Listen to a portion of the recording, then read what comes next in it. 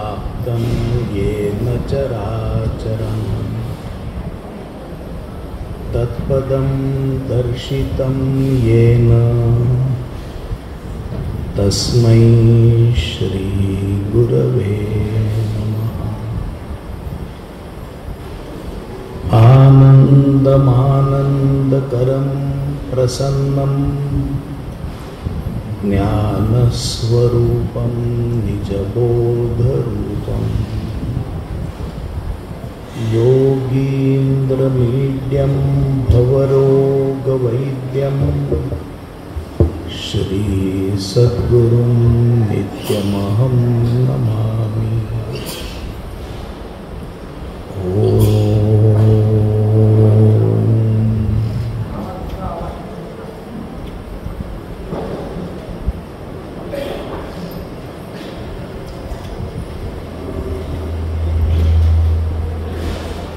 स्वामीजींच्या निर्याणाला 50 वर्ष पूर्ण झाली। त्या निमित्ताने जो इथं महोत्सव साजरा झाला, गोविंददेव गिरीजी इथं आले आणि मीही खरं कालपासून हा उत्सव पाहतो आहे, पण त्याच्या आधीपासून हा उत्सव इथं चाललेला आहे। या वैभव संपन्न अशा कार्यक्रमामध्ये मी काही बोलावं असा 3 दिवसांपूर्वी जयंतरावांचा मला फोन आला।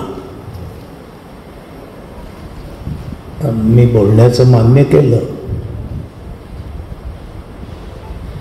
आणि आज जे मृत्यूपत्र महाकाव्य प्रसिद्ध झालं, तर त्या काव्यावर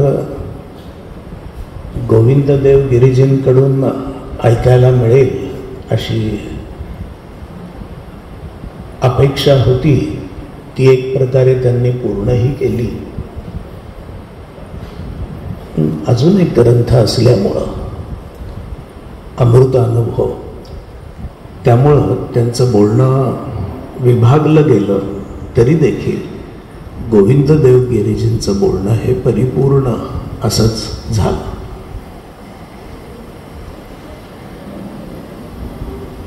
स्वामी स्वरूपानंदांनी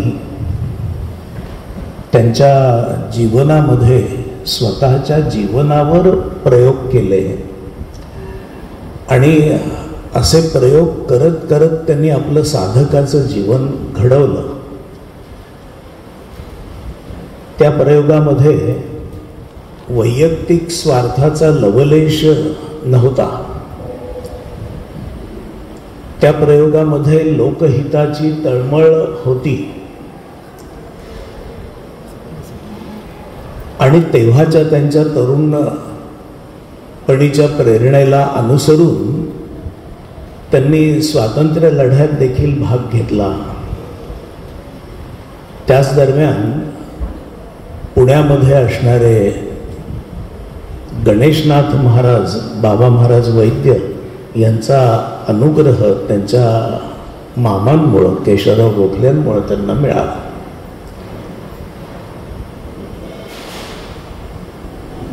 त्यांनी महात्मा गांधीजींच्या चळवळीला प्रतिसाद म्हणून आपल्या उच्च शिक्षणावर एक प्रकारे पाणी सोडून मुंबईहून पावसला यायचं ठरवलं आणि एक शाळा इथं त्यांनी स्थापन केली, स्वावलंबन आश्रम नावाची। अर्थात काही काळ ती शाळा खूप चांगली चालली आणि मग नंतर सरकारी मान्यता नसल्यामुळं त्याला या विद्यार्थ्यांना नोकऱ्या कशा मिळायच्या असे अनेक प्रश्न निर्माण झाल्यामुळं मुलं हळूहळू कमी झाली आणि ती शाळा बंद करावी लागली। ही शाळा बंद करायला लागली तरी देखील 2-3 विद्यार्थी त्यांना चिकटून राहिले। त्यांच्या शिक्षणाची जबाबदारी घ्यायची म्हणून स्वतःच्या वैयक्तिक प्रगतीकडे जरा दुर्लक्ष करून स्वामीजी त्या विद्यार्थ्यांना घेऊन पुण्याला गेले. त्यांची 11वी मॅट्रिक करून द्यायची असं त्यांनी ठरवलं. त्याच दरम्यान त्यांना अनुग्रह झालेला होता आणि स्वावलंबनाश्रमाच्या शाळेमध्ये एक प्रकारे ममतारहित कर्मयोग, तसंच फलत्यागपूर्वक जीवन जगण्याची युक्ती साक्षीत्वानी आपल्या स्वतःकडं आणि घटनांकडं पाहण्याची वृत्ती त्यांनी विकसित केली. त्याचबरोबर ज्ञानेश्वरीचा अभ्यास सुरू केला आणि गुरुपदिष्ट ध्यान ते करत असत.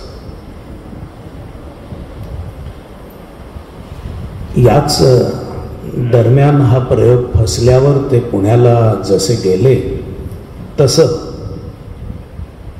त्यांनी दत्तवान पोद्दारांकडं लेखनिकाची प्रूफ रीडरची नोकरी स्वीकारली आणि गणेशनाथांचा खूप सहवास घ्यायचा असं त्यांनी ठरवलेलं होतं.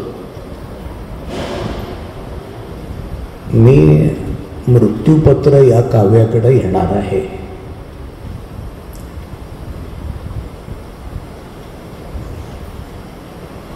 इतरांच्या भल्यासाठी अखंड झीज सोसून आत्तापर्यंत स्वतःचं आयुष्य त्यांनी खर्ची घातलेलं होतं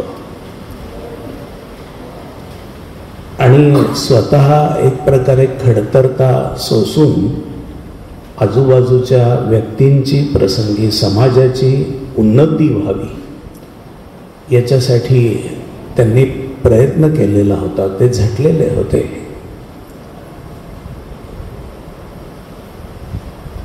अशा व्यक्तीचं जीवन, वैयक्तिक आयुष्य हे लौकिकदृष्ट्या मात्र मागं पडू शकतं.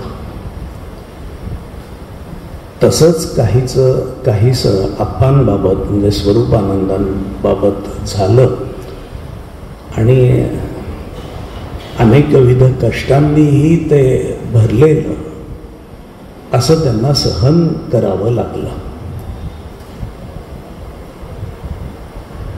तरी देखील दुसऱ्यांना सुख उन्नती मिळते आहे हे पाहून जे समाधान मिळतं त्या समाधानाच्या पोटी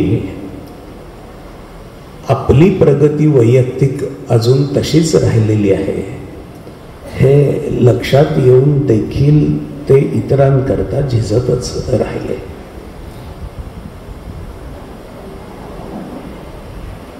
अशा ज्या व्यक्ती असतात त्या व्यक्ती दुसऱ्यांना प्रेम देतात, दुसऱ्यांना आधार होऊन राहतात, परहिताची चिंता करतात, काळजी करतात, त्यांना प्रेम पुरवत राहतात. पण अशा व्यक्तींना सहज स्फूर्त हृदयपूर्वक प्रेम समाजाकडून मिळेलच असं सांगता येत नाही. अशा व्यक्ती अशा ध्येयवादी माणसाच्या जीवनामध्ये क्वचितच येतात.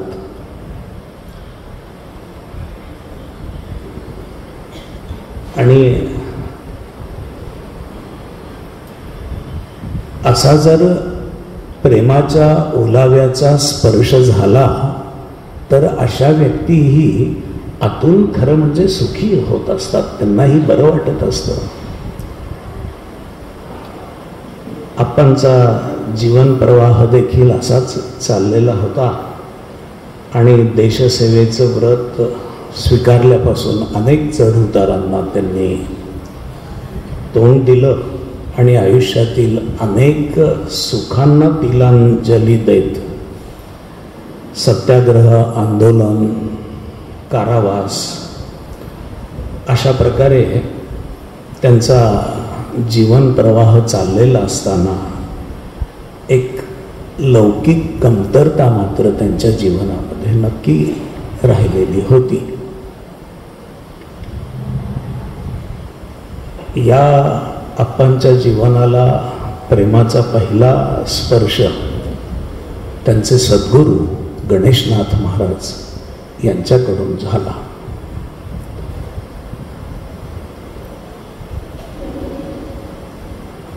गणेशनाथांच्या अत्यंत निर्मळ, निस्वार्थ, निरपेक्ष, निरासक्त अशा प्रेमामुळं आप्पांच्या जीवनाला एक वेगळी कलाटणी प्राप्त झाली.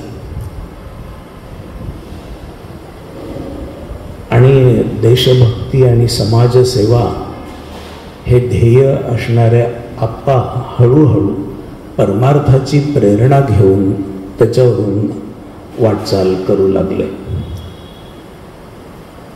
1929 ते 1933 हा कालखंड त्यांच्या जीवनामध्ये देशभक्ती आणि परमार्थ या दोन्हीही समान प्रेरणा घेऊन चाललेला होता असं दिसतं. 1932 साली त्यांना कारावासात येरोडा जेलमध्ये जो काही अनुभव आला त्यांनी लिहून कळवले की तथाकथित जे नेते आहेत त्यांच्या देखील समाजाबद्दलच्या कल्पना, समाजहिताच्या कल्पना सुस्पष्ट नाहीत असं मला तुरुंगवासामध्ये लक्षात आलं. त्याऐवजी सद्गुरू जो मार्ग दाखवत होते तो अधिक सुस्पष्ट आहे असं त्यांना समजलं. त्यामुळं आता पारमार्थिक जीवन एकमेव म्हणून जगण्याची प्रेरणा त्यांच्या ठिकाणी ध्येय म्हणून टिकून राहिली. आणि देशभक्तीची प्रेरणा हळूहळू मी असं म्हणेन की पुसट होत गेली.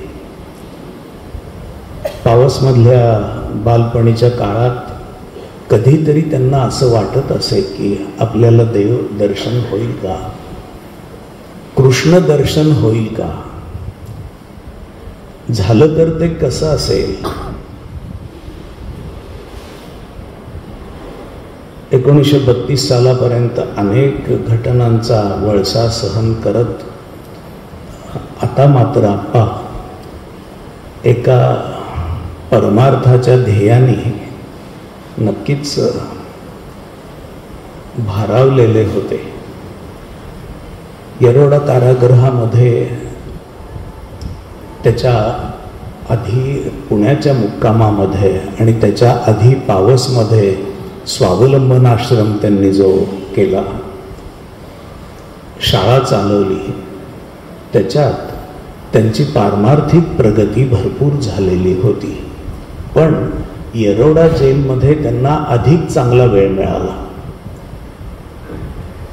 आणि आपली पारमार्थिक अनुभूती सद्गुरूंसमोर प्रगट करावी असं त्यांना वाटलं. आणि जेलमधून सुटल्यावर म्हणजे 1932च्या डिसेंबरमध्ये त्यांनी नवरत्नहार म्हणून एक सुप्रसिद्ध काव्य केलं आणि ते काव्य आपल्या सद्गुरूंना अर्पण केलं. ते काव्य ऐकताना सद्गुरू गणेशनाथ अतिशय प्रसन्न झाले. ते आप्पांना म्हणाले की अरे तू तर आता स्वरूपानंदाचा अधिकारी झालास, हे संप्रदायाचं काम इथून पुढं तुलाच करायचं आहे. आपल्या पारमार्थिक अनुभूतीवर सद्गुरूंनी शिक्कामोर्तब केल्यानंतर आप्पांना देखील भविष्य काळात अशी कल्पना आली की सद्गुरूंची आपल्याकडून सांप्रदायिक कार्य करण्याची अपेक्षा आहे. सद्गुरूंनी आपल्याला त्यासाठी अधिकारी मानलेलं आहे. एकंदरीतच आप्पांचं पारमार्थिक जीवन झपाट्याने पुढे जात होतं. मात्र लौकिक जीवन व्यावहारिक अंगाने खूपच मागं पडलेलं होतं. मी जो काळ सांगतो आहे तो 1929 ते 33 असं सांगतो आहे. त्यांचा 3 सालचा जन्म जर लक्षात घेतला तर वयाच्या 26व्या वर्षापासून ते 30व्या वर्षापर्यंत त्यांचं शिक्षण पूर्ण झालेलं नव्हतं.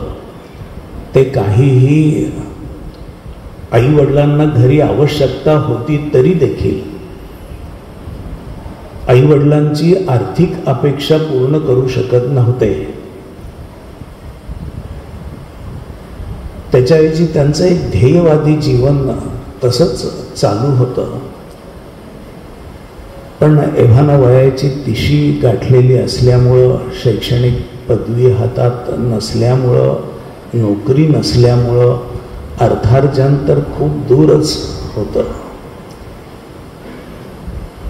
या पार्श्वभूमीवर विवाह ही गोष्ट म्हणजे त्या काळी 1930 सालच्या काळी, ज्या काळी विवाह जरा लवकर होत असत, तेव्हा आप्पांच्या वयाची 30 झाली तरी देखील विवाहाच्या दृष्टीने बाकीच्याच गोष्टी सुस्थिर नसल्यामुळं कोणतीच गोष्ट आकाराला येत नव्हती. आणि तसंही म्हटलं तर देशसेवाव्रत म्हणून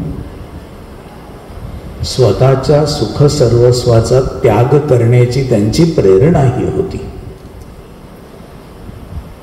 पण अगदी ब्रह्मचारी राहून समाज सेवा करायची आणि प्रपंच करायचाच नाही इतकं स्वच्छ ध्येय मी ठरवलेलं नव्हतं, असं ते आपले मित्र काकासाहेब लिमये यांना लिहिलेल्या पत्रात म्हणतात. आणि त्याच वेळेला प्रपंच करणं खूप आवश्यक आहे असाही माझा दृढ विश्वास नव्हता, असंही ते म्हणतात. आयुष्यात समोर आलेल्या धकाधकीत विवाह प्रपंच याबाबत विचार करून निर्णय घ्यायला आप्पांना ऐकून फुरसतच मिळालेली नव्हती. आणि जसं एखाद्या विद्यार्थ्याचं घडतं की एकंदर प्रश्नपत्रिका सोडवताना काही प्रश्नांची उत्तरं लिहिता लिहिता महत्त्वाचा प्रश्न सोडवणं राहूनच जातं, वेळ संपत आली तरी. तसं काहीसं विवाह आणि प्रपंच याबाबत आप्पांचं चाललेलं होतं. 1932 साली नोव्हेंबर महिन्यामध्ये येरवडा कारागृहातून बाहेर आल्यावर आचार्य जावडेकर यांच्याशी त्यांचा जो पूर्वपरिचय होता तो अधिक दृढ झाला. आणि जेलमधून सुटल्यावर त्यांनी आचार्य जावडेकरांनी आपल्या मुलांना शिकवण्यासाठी म्हणून तुम्ही वेळ काढाल का असं आप्पांना विचारलं. आणि स्वतःचं शिक्षण आणि इत्यादी गोष्टी बाजूला ठेवून आप्पांनी ते स्वीकारलं. आणि या कामाकरता सुमारे 6 महिने इस्लामपूरला आप्पांना जाऊन राहावं लागलं. म्हणजे बघा किती डायव्हर्जन्स एखाद्याच्या जीवनामध्ये येऊ शकतात, घरी आवश्यकता असूनही. ते इस्लामपूरला आचार्य जावडेकरांच्या मुलांना शिकवण्यासाठी म्हणून जाऊन राहिले.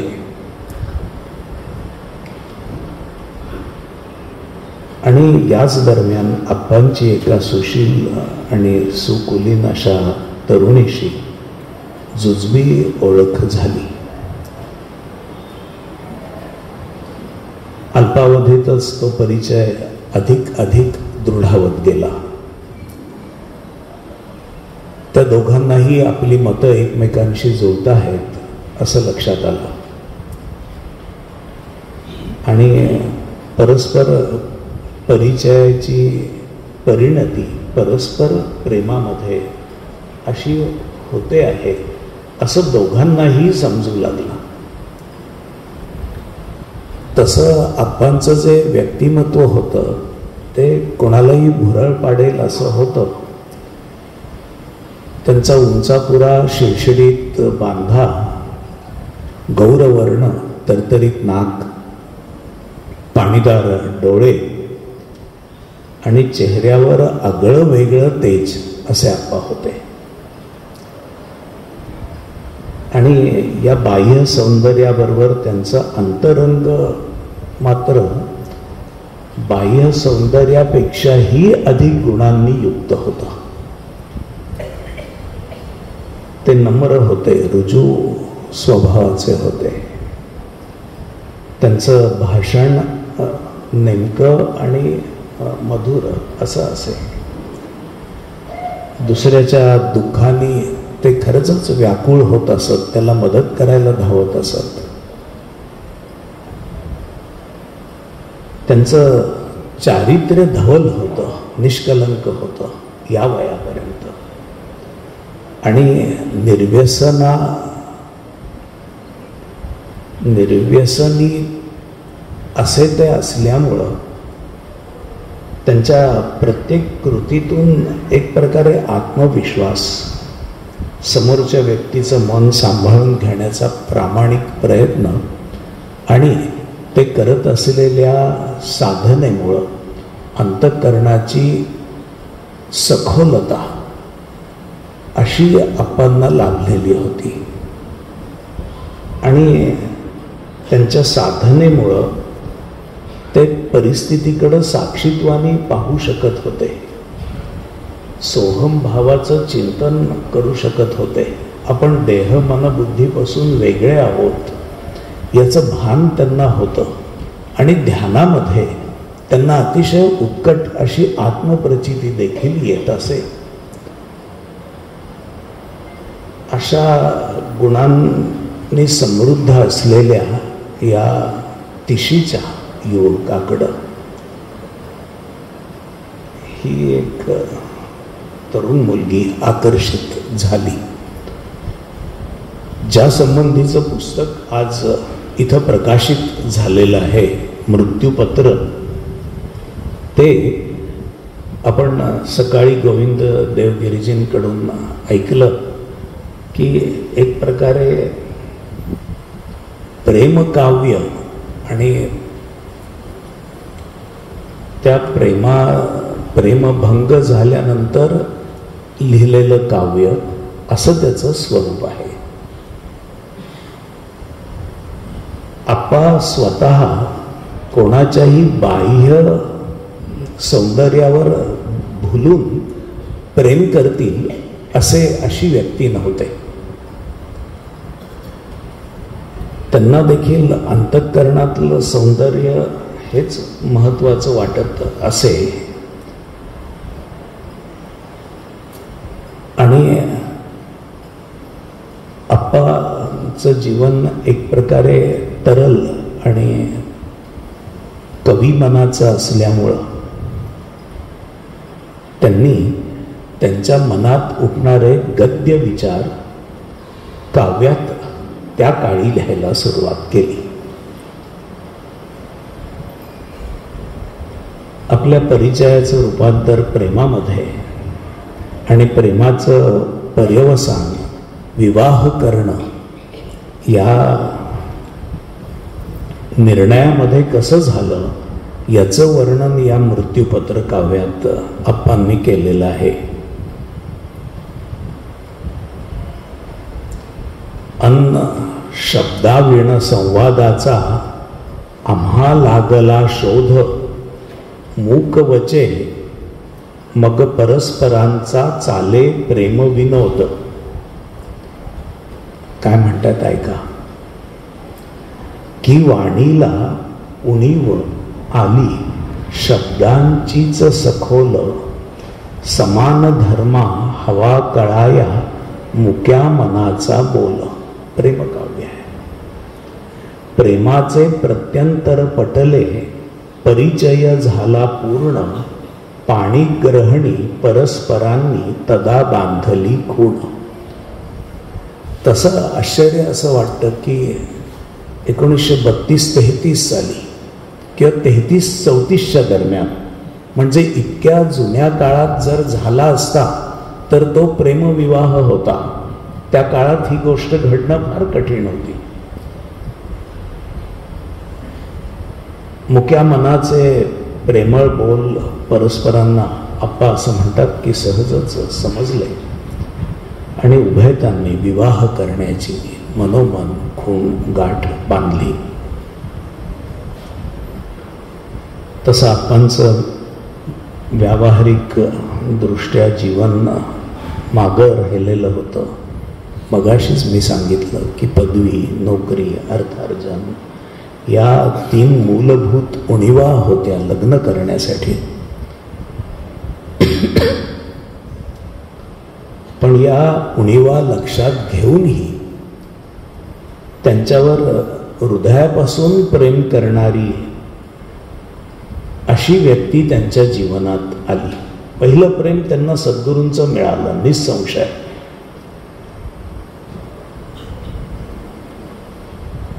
आतापर्यंत आप्पांनी काव्यरचना केलेल्या होत्या, पण शृंगार रसाचा स्पर्श देखील त्या काव्याला कधीही झालेला नव्हता. पण आता आप्पांनी हे जे काव्य केलेलं आहे त्याला शृंगार रसाची झलक दिसू लागली. त्यांनी केलंय वर्णन आपल्या प्रेयसीच्या सौंदर्याचं, तिच्या हातातल्या कंकणांचं, तिच्या भाल प्रदेशावर असलेल्या कुंकुम तिलकाचं. पण असं वर्णन करताना देखील त्यांच्या काव्यामध्ये उथळपणा नाहीये. इतर शृंगारिक काव्यामध्ये जसा तो प्रकर्षाने आढळतो त्याच्या अगदी विरुद्ध वर्णन इथं आहे. अतिशय सुसंस्कृत पद्धतीने देवदेवतांच्या पवित्र प्रेमाच्या उपमा देऊन आप्पांनी इथं काव्यरचना केलेली आहे. पुराणातील ईश्वर अवतारातील कथा यांचाही सुबकपणाने उपयोग केलेला आहे. ते म्हणतात, सुवर्ण कंकण नव्हेच की ती दीपमाळ वाटोळी, बांगडी हातातली. पण कवी काय करेल सांगता येत नाही. ते म्हणतात, पवित्र कर देवते भोवती सदैव सोज्वळ गमली. म्हणजे या वर्णनामध्ये देखील आप्पांची जी पारमार्थिक दृष्टी होती ती तशी ढळलेली नव्हती. एका दिव्य भावानेच ते याकडे पाहत होते. सुवर्ण कंकण नसे खचित की सुदर्शना समसाचे, सुविमल कोमल करी भोवती दीप्ती विलय सत्वाचे. अन प्रेमाची निर्मल हृदयी ज्याच्या जळती ज्योत, तसेच पाणी ग्रहणास्तव की पुढे करावा हात. हे जसं त्यांनी तिच्या सुवर्ण कंकणाकडे पाहून लिहिलंय बरंच, मी सगळं वाचत नाहीये. तिच्या भाल प्रदेशावर उठून दिसणाऱ्या कुंकुम तिलकाचंही त्यांनी वर्णन केलेलं आहे. ते म्हणतात, श्री विष्णूने वत्स लांछने वक्षस्थल मिरवावे, तैसे तद्भालस्थल भूषण कुंकुम तिलके व्हावे. भृगु ऋषींनी भगवान विष्णूंच्या हृदयावर डाव्या बाजूला जी लाथ मारली ती त्याची खूण भगवान विष्णूंनी श्रीवत्स लांछन म्हणून मिरवली. तैसे तद भाल स्थल भूषण कुंकुम तिलके व्हावे असं ते म्हणतात की तत्वज्ञानात शोभिती मुक्तीवरली भक्ती तैसी तिलक द्युती प्रकाशे तदीप भाल प्रांती. आपल्याला आपण सद्गुरूंचे अनुग्रहित आहोत हे न विसरता आप्पा हे सगळं लिहित आहेत. कुंकुम तिलक न तो जणू तेजे श्रीमद भगवत गीता. भाल महाभारती विलसते ऐसे भासे चित्ता. ते म्हटले ना अमृत लहरीमध्ये, बाल्यापासून गीताध्ययनी होता मज बहु छंद, तारुणी तत्कथित तत्व ते भोगी आज अगाध. ते महाभारत गीता विसरत नाही आहेत, पण वर्णनही करतायत. किंवा वाटे वेदांताच्या बंद लखोट्यावरती तिलक मिशे विश्व प्रेमाची मोहोर केली पुरती. तुम्हाला माहिती आहे पूर्वी पोस्टाकडून येणारा जो लखोटा असायचा त्याच्यावर लाख मारलेली असायची, कोणी ती उचकटू नये म्हणून. तसं वेदांताच्या बंद लखोट्यावर या तिलक मिशानी विश्वप्रेमाची पुरती मोहोर उमटलेली आहे असं स्वामीजी म्हणतात. असं रसिक वर्णन कुणालाही वाटेल की त्या दोघांच्या खूप भेटी झाल्या असाव्यात. प्रत्यक्षात मात्र हा फार थोडा काळ होता. तसं पाहिलं तर मला जयंतराव माहीत नाही हा नक्की किती काळ होता, पण मी हे जे वाचलं त्याच्यावरून हा एक 4-5 महिन्याचा काळ होता असं लक्षात आलं.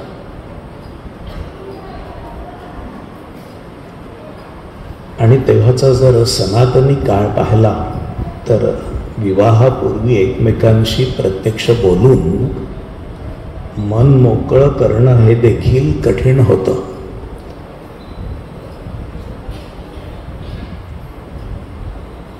शब्देविण संवादाचा शोध लागल्यामुळं ते मनाने जणू एकमेकांना भेटत होते.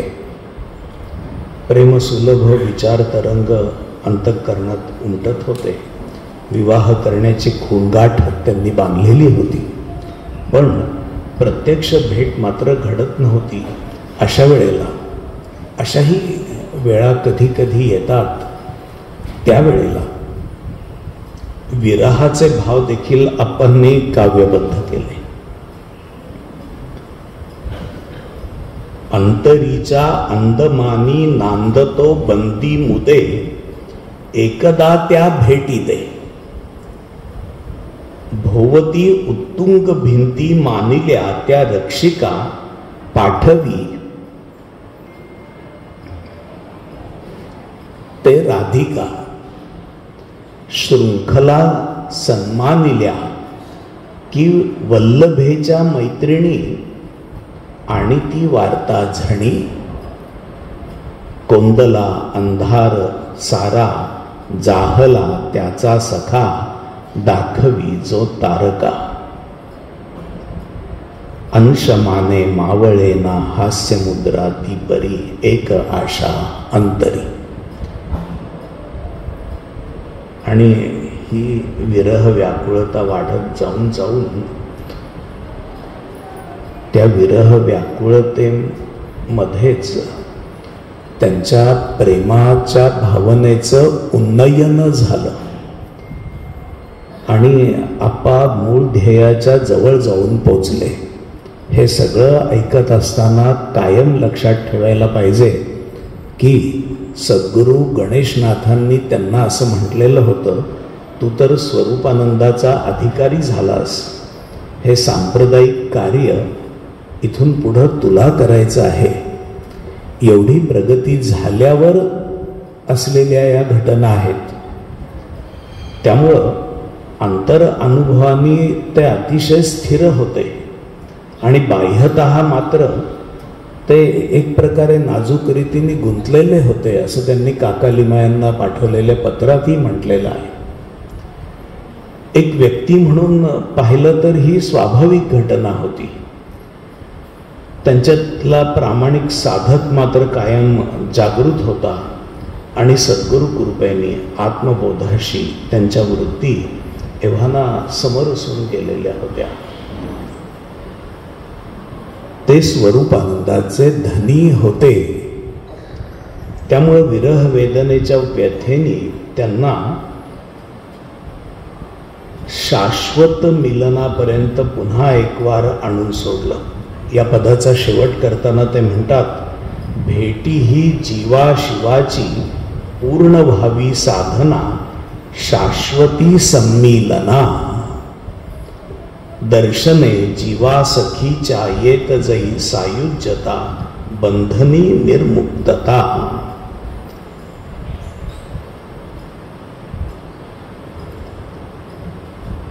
प्रेयसीवर हृदयपूर्वक प्रेम करण्याचा, तिचं प्रेम स्वीकारण्याचा हा प्रसंग देखील आप्पा एक प्रयोग म्हणून करत होते आणि आजवरच्या त्यांच्या आयुष्यात असे अनेकविध प्रयोग त्यांनी केलेले होते. उदाहरणार्थ ते म्हणतात की काळ आठवे तो ज्या काळी देखत देवाजवळी, जोडून या अंजुळी प्रार्थिली दारिद्र्याची झोळी. दुःख कळावे दारिद्र्याचे उद्देशून मनाने, विशुद्ध अंतःकरणे केला प्रयोग आनंदाने. आत्तापर्यंत ते काही मिळवत नव्हते. आपण दरिद्री किंवा आपल्याकडं पैसे नाहीत अशी परिस्थिती आहे, तर मी देवाजवळच प्रार्थना केलेली होती की दारिद्र्याचं दुःख काय ते समजावं, आपल्या स्वतःवरच एक प्रयोग करून पाहावा. दारिद्र्याचं दुःख अनुभवण्यासाठी जसं दारिद्र्याचं वरदान त्यांनी ईश्वराकडं मागितलं, तसं त्या सहन करताना त्याच्या कळा ते अंतर्यामी सावध होते. ते असं म्हणतात की असा करावा पाठ पुरावा, परीन मानिली खंत, उच्चत्वाची उत्कट तळमळ, तिळभरने दे न उसंत. असं असताना देखील सद्गुरूंचा अनुग्रह, साधना, साक्षीत्व, सोहमभाव, अखंड अनुसंधानामध्ये रमून राहणं, हा प्रयोग करताना ते अतिशय आनंदात होते. लोकसेवा व्रताचं आचरण करण्यासाठी देखील त्यांनी पावसमध्ये स्वावलंबनाश्रमाचा प्रयोग केलेला होता आणि त्याकरता सर्वस्व पणाला लावलेलं होतं. दुर्दैवाने लौकिकदृष्ट्या तो प्रयत्न अयशस्वी झाला, पण एक साधक म्हणून ते त्या प्रयोगातल्या कसोटीला उतरलेले होते. ते गुरुकृपांकित होते. प्रत्येक प्रयोग त्यांनी आत्मदर्शनाच्या मूळ ध्येयाला क्षणभरही न विसरता केलेला होता. उलट सोहमभावाचं अनुसंधान अशाही स्थितीत राखण्याचं कसब त्यांनी अधिक वृद्धिंगत केलेलं होतं. आज आपल्या हातात जे मरणोत्तर मृत्यूपत्र, एक महाकाव्य हा ग्रंथ आलेला आहे, त्याच्यात देखील प्रेमविवाह जुळतो आहे. या घटनेने आप्पा हुरळून गेलेले दिसत नाहीत. तर या घटनेमुळं मनात जे विचार उठतात त्याचंही साक्षीत्वाने निरीक्षण करायचं ते प्रयत्न करू लागले. आत्मसुखाची चव त्यांनी गुरुकृपेने वारंवार ध्यानसमयी चाटलेली होती.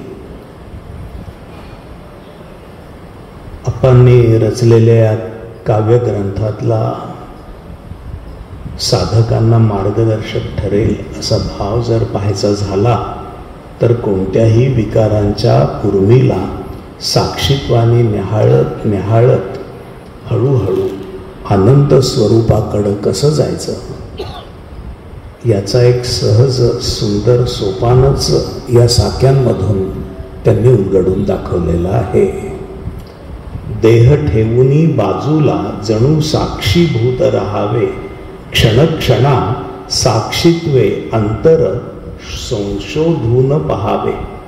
एकीकडं प्रेमाचा प्रयोग चालू असताना ते हे बोलतायत. विकार लहरी कशी उद्भवे अंतःकरण प्रांती, सारासार विचार करावा कितीकदा एकांती. संभवता अंतरी लीलेचे कशात पर्यवसान, तीक्ष्ण निरीक्षण असे करावे ठेवून या अवधान. एका मागून एक भराभर नाना विकृती विचित्रे, चित्तचक्षु पुढून या नाचती चलत चित्रपट चित्रे. आत्मा अलिप्त आहे, निर्विकार आहे, निसंग आहे, नित्य स्वरूप आहे, निराकार निर्गुण अविनाशी आहे आणि हेच शाश्वत सत्य आहे. आणि राहावे असे स्वभावे अखंड अनुसंधान, अनुपमेय आनंद जाहले क्षणात आत्मज्ञान, असं ते म्हणतात. विकारतेनच परमात्म्याची प्रणय स्वरूप लीला, करात कर घालून म्हणाली अखंड फुगडी खेळा. आपण सुरू केलेला हा प्रेमाचा प्रयोग दोन्ही दृष्टीने यशस्वी होत चाललेला होता. एक म्हणजे प्रेयसीकडून प्रेमाला अनुकूल प्रतिसाद मिळाला आणि विवाह बंधनात त्याचं रूपांतर होणार हे जवळपास नक्की झालेलं होतं.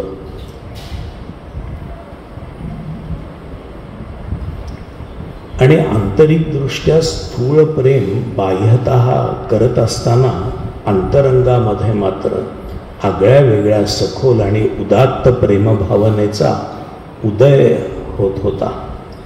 ते असं म्हणतात, प्रेमळ निसंगता असावी, निरासक्त वा प्रेम, आयुष्याचे ध्येय हेची हे, यास्तव योगक्षेम. या ध्येयाकडं द्रुतगतीने दृढतेने त्यांची वाटचाल सुरू झालेली होती. ते म्हणतात, जन्मुनी आत्मज्ञ बनावे हा माझा हव्यास. हे व्यावहारिक जीवन जगत असताना माझा मूळ हव्यास आपण आत्मज्ञानी व्हावं हाच आहे. प्रयोगात आयुष्य आघवे वेचावे हा ध्यास, प्रांत अनंतत्वाचा लागे जीव समाधी मग्न, क्षणी त्याच त्या आयुष्याचा प्रयोग झाला पूर्ण. असं असल्यामुळं आपणची पारमार्थिक साधना, त्यांचा विवेक, पारमार्थिक भूमिका ही या प्रसंगी दृढ टिकून होती. प्रपंच करावा का न करावा यापैकी कोणताही मार्ग स्वीकारला तरी परमार्थ मार्गातून त्यांना माघार घ्यायची नव्हती. कारण सद्गुरूंनी ते बीज त्यांच्या अंतःकरणात सखोल रुजवलेलं होतं. तरी देखील या तारुण्य सुलभ भावनांचा ओढाही तितकाच बळकट होता.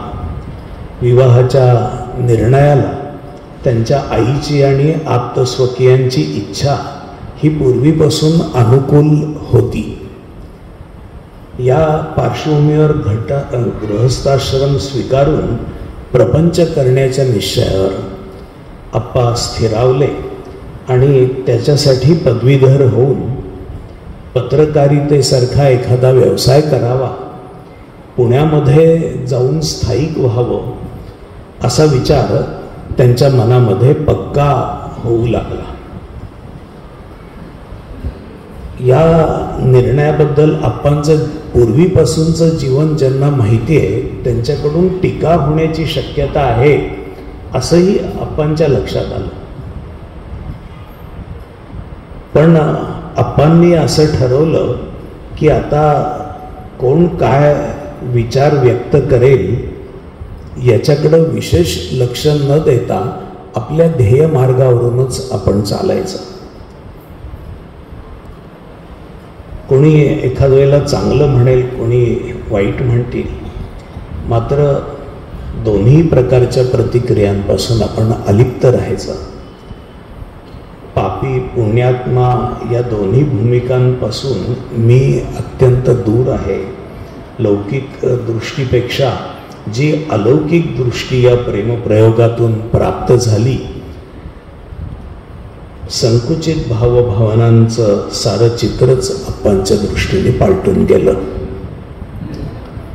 आणि या वेळेपर्यंत पावसच्या पंचक्रोशीतली आप्तस्वकीय, पुण्यातील मित्रमंडळी, संबंधित, तर यांच्या मनामध्ये काही ना काहीतरी विचार निर्माण होणार होता. पण या प्रेमाच्या प्रसंगामध्ये स्थिरबुद्धीनेच आपण उतरायचं असं आप्पांनी ठरवून टाकलं. म्हणून आप्पांना असं वाटलं की आपल्या या यशस्वी परमार्थाच्या आंतरिक प्रयोगाची ग्वाही या प्रेमप्रसंगानेही आपल्याला मिळते आहे. खरं म्हणजे आप्पांचं जे जीवन होतं त्या जीवनामध्ये त्यांनी ध्यान करत असताना ध्याता, ध्येय आणि ध्यान या त्रिपुटीचा अंत होऊन समाधी सुख देखील अनुभवलेलं होतं. इथं देखील भौतिकदृष्ट्या प्रेमाच्या त्रिपुटीचा म्हणजेच प्रणय, प्रियकर आणि प्रियतमा यांचा लय होऊन जीव शिव ऐक्यरूप समाधीचा अनुभव आपण घेत आहोत अशी ग्वाही त्यांच्या रचनेतून मिळू लागली.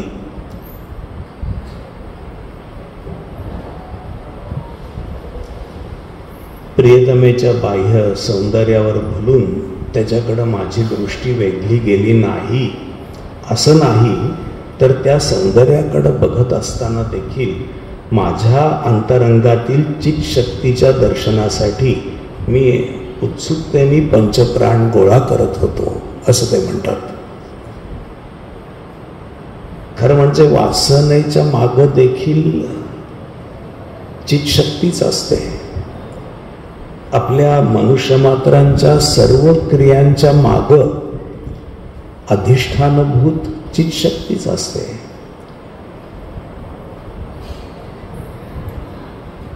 जर त्या चित्शक्तीकडे लक्ष ठेवता आलं तर अंततः आत्मस्थ राहून वासनेचे खेळ दुरून पाहता येतील किंवा साक्षीत्वाने पाहता येतील असं शास्त्र सांगतं. त्या तऱ्हेने पंचदशीमध्ये देखील शब्द, स्पर्श, रूप, रस, गंध या पंचविध विषयातून मिळणारा आनंद हा ब्रह्मानंदापेक्षा तत्वतः वेगळा नसतो असं म्हटलेलं आहे. विषयानंदे ब्रह्मानंद हा असं तिथं म्हटलेलं आहे. या प्रेमप्रणयाचा मार्ग स्वीकारत असताना संपूर्णत्वाने परमात्म्याकडे जाता यायलाच हवं अशी आप्पांची सखोल धारणा होती. आणि म्हणून ते म्हणू शकतात की जन्मुनी आत्मज्ञ बनावे हा माझा हव्यास, प्रयोगात आयुष्य आघवे वेचावे हा ध्यास. आतापर्यंत जीवनाच्या विविध क्षेत्रामध्ये त्यांनी उडी घेतली असली आणि आत्मज्ञान संपादन करण्याचा ध्यास घेऊनच सगळे प्रयोग केले होते. सद्गुरू स्मरणपूर्वक राहत असताना, व्यवहार करताना साक्षीत्वाचा अभ्यास आणि अंतरात सोहमचं अखंड अनुसंधान या सूत्राच्या आधारावर आप्पांचं एकूण सगळं जीवन होतं. प्रेम हा सर्वसाधारण लोकांकरता एक विकार असतो, पण आप्पांनी मात्र आपल्या पूर्वीच्या प्रेमाला, सूत्राला अनुसरून या मार्गात ही पाऊल टाकलं ते परमात्म्याकडे जाण्याच्या प्रयोगासाठी एक मार्ग म्हणून एका बाजूने गुरुपदिष्ट साधना अहंकाररहित भावाने करायची आणि त्या योगे व्यापक प्रेमस्वरूप परमात्म्याशी एकरूपता साधावी, हे आप्पांनी तसं साधलेलं होतं. आणि आता शुद्ध प्रेमाचा अभ्यास करता करता विकार रहित उदात्तता अनुभवण्यासाठी ते उत्सुक झालेले होते. याच्यामध्ये एका व्यक्तीवरून प्रेम करता करता निस्संगतेने सर्व विश्वावर व्यापक प्रेम करण्याचा प्रयोग साधायचा आणि त्यायोगे परमात्म्याशी एकरूपता साधायची, असा उदात्त हेतू आप्पांच्या मनात होता.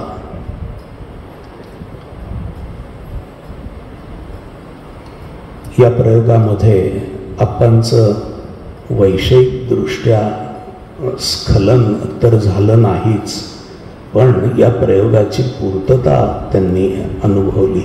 ते लिहितात, प्रांत अनंतत्वाचा लागे जीव समाधीमग्न, क्षणी त्याच त्या आयुष्याचा प्रयोग झाला पूर्ण.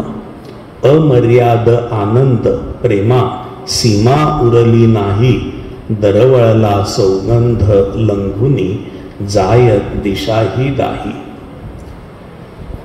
पण हा प्रयोग यशस्वी होत असताना अचानक एक प्रकारचं वादळ उद्भवलं आणि आप्पांचा आणि आप्पांच्या प्रेयसीच्या मनोरथांचा एक प्रकारे चक्काचूर झाला. आप्पांनी ठरवलेला हा विवाह मोडला. मुलीकडच्या काही निकटवर्ती मंडळींनी आप्पांबरोबरच्या या विवाहाला बहुधा आक्षेप घेतलेला असावा. या आक्षेपाचं विरोधाचं वर्णन कारण आप्पा स्वतःच लिहितात. ते असं म्हणतात की असामान्य देखणा नसे मी,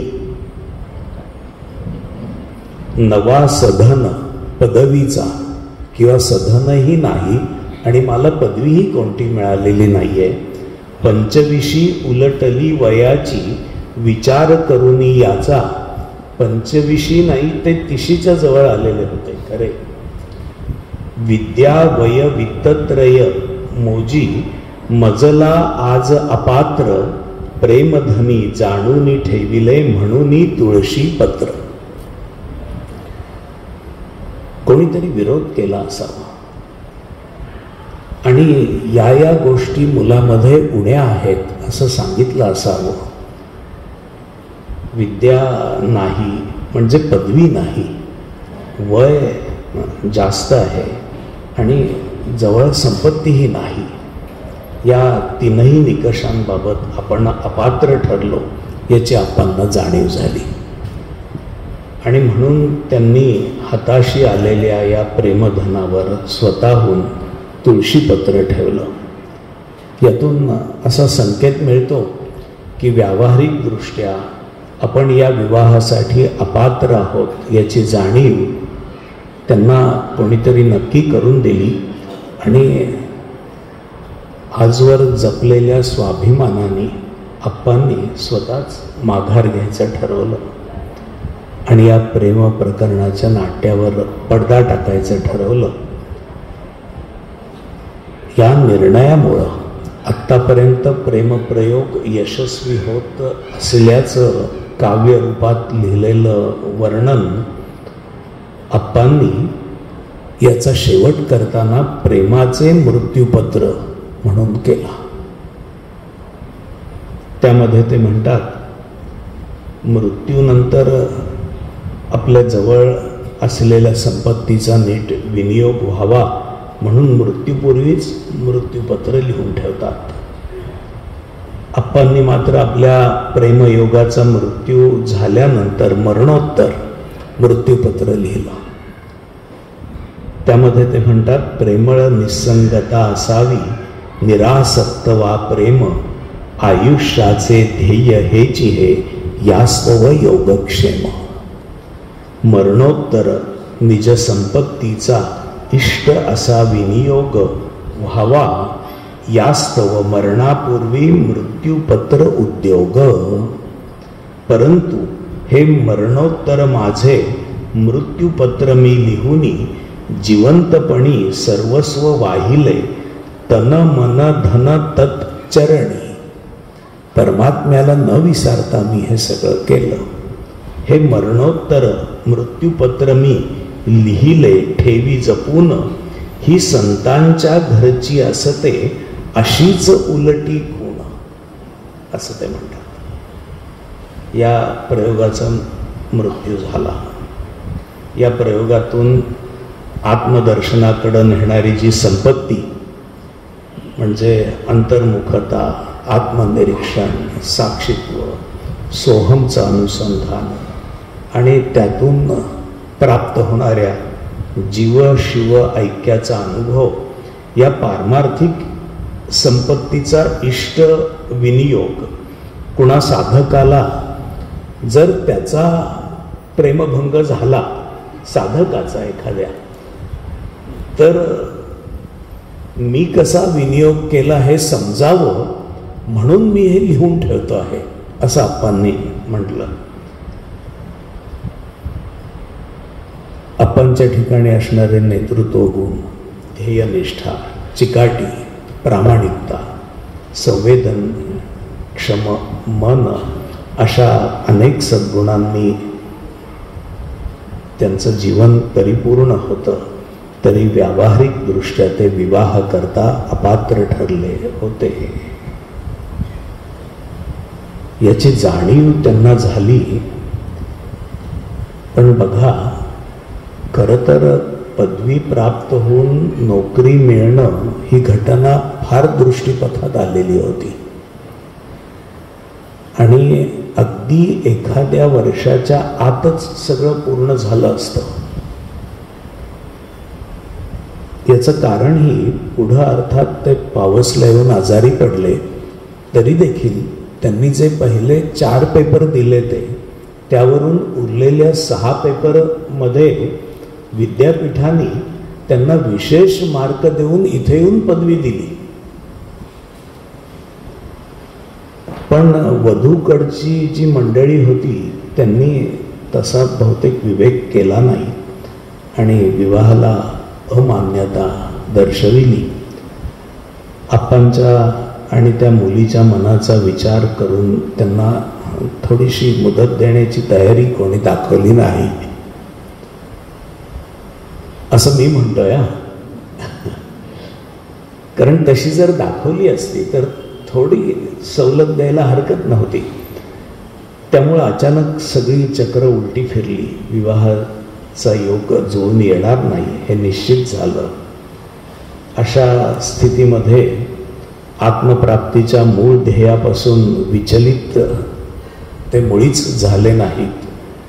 विवाह योग जुळून येत असतानाही ते स्थिरबुद्धीच होते आणि आता ते योग संपुष्टात आल्याचं लक्षात आल्यावर ते स्थिरचित्तच राहिले.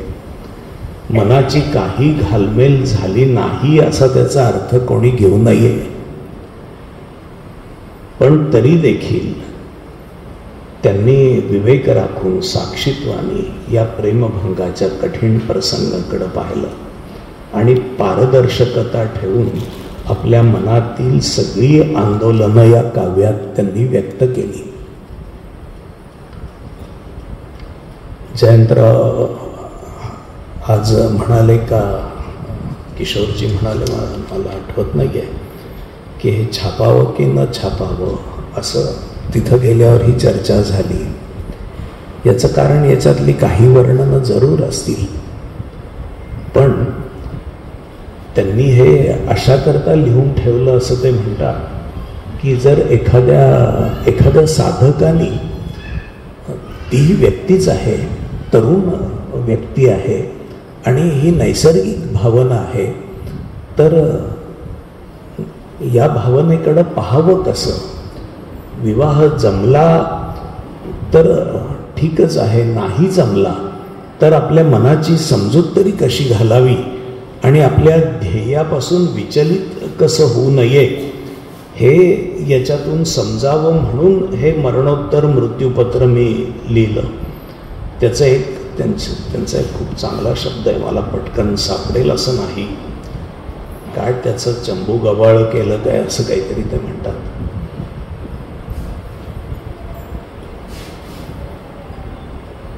पण आप्पांनी अशा रीतीने